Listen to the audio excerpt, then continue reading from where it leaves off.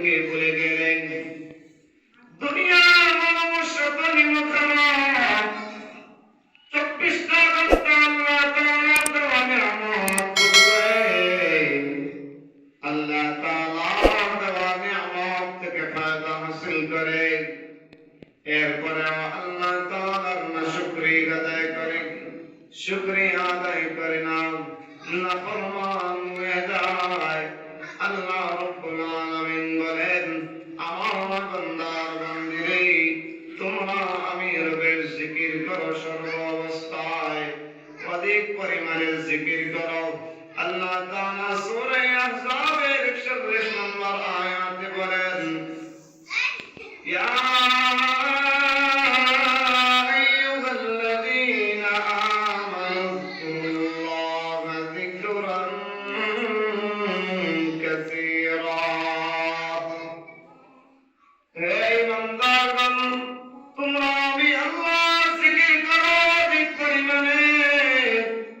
জিকির করতে থাকো, আমি আল্লাহর বেশি বেশি করে। আল্লাহ বলেন, জিকির করো সকাল এবং সন্ধ্যায়, ওয়াসাব্বিহুহু বুকরাতাম ওয়া আসীলা। রব্বুল আলামিন বলেন, আমার বান্দা বান্দারে, তোমরা আমি আল্লাহর জিকির করো সকাল এবং সন্ধ্যায়, সর্ব অবস্থায়। আমি আল্লাহর জিকিরে যেন তোমার ঠোঁট নড়ে, যদি তোমার ঠোঁট নড়ে, আমি আল্লাহর জিকিরে জমিনে আমি আল্লাহর জিকির করি তোমার আসমানে। সুবহানাল্লাহ। আল্লাহ যদি আপনার জিকির করি, জিকির করলে কি ফায়দা হবে, কি লাভ হবে?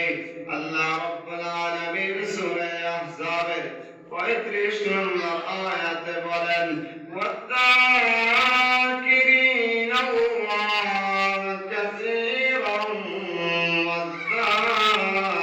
ওয়াযাকিরাত। আল্লাহ তাআলা ঘোষণা দিচ্ছেন, যেই সমস্ত পুরুষরা আমি আল্লাহর জিকির করে অধিক পরিমাণে, যেই সমস্ত নারীরা আমি আল্লাহ তাআলার জিকির করে অধিক পরিমাণে, তাদেরকে আমি আল্লাহ ওয়াদা দিলাম, আ'আদাল্লাহু লাহুম মাগফিরাহ। আমি আল্লাহ আমার ওই সমস্ত বান্দা এবং বান্দীকে মাফ করে দিব, যারা বেশি বেশি আমি আল্লাহর জিকির করে।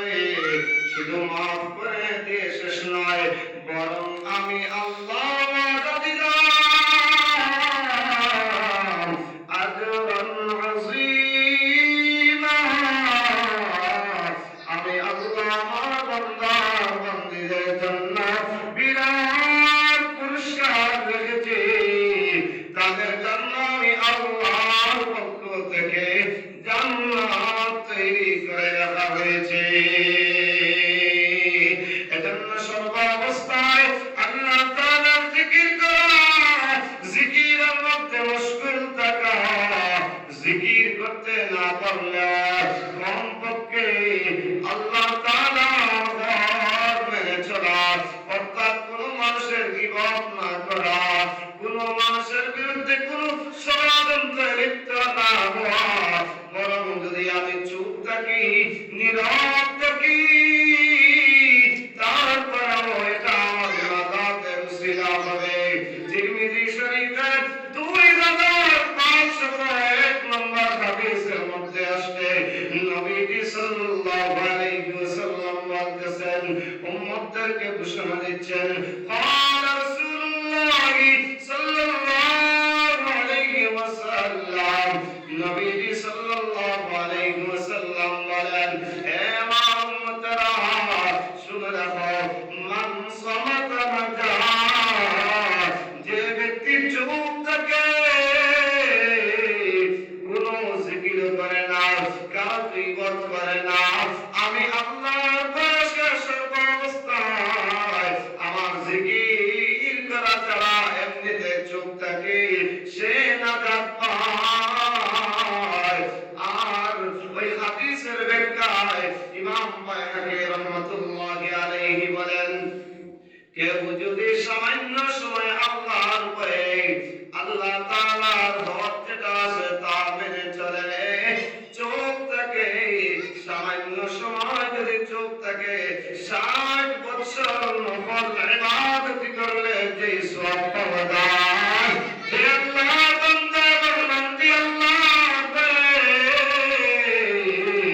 গুনাহর কাজ থেকে ফরজ করে নিজের জবানকে বন্ধ করে নে, 60 বছর নফল ইবাদতের সওয়াবটা আমলনামায় লেখা হয়। বলতে পারেন হুজুর দলিল আছে নি?